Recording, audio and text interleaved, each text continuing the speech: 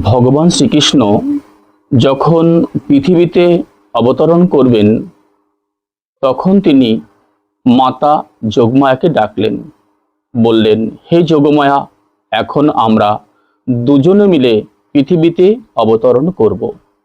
তুমি মাতা যশোদার গর্ভে জন্ম নেবে আর আমি মাতা দেবকীর গর্ভে জন্ম নেব।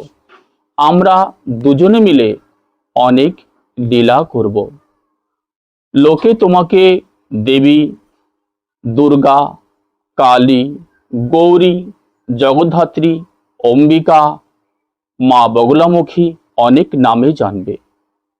আমার সমস্ত শক্তি তোমার সঙ্গে থাকবে। তুমি পৃথিবীতে অবতরণ করবে, অনেক শক্তি পাবে এবং সবাইকে তুমি বর প্রদান করতে পারবে। আমার সমস্ত শক্তি তোমার সঙ্গে থাকবে।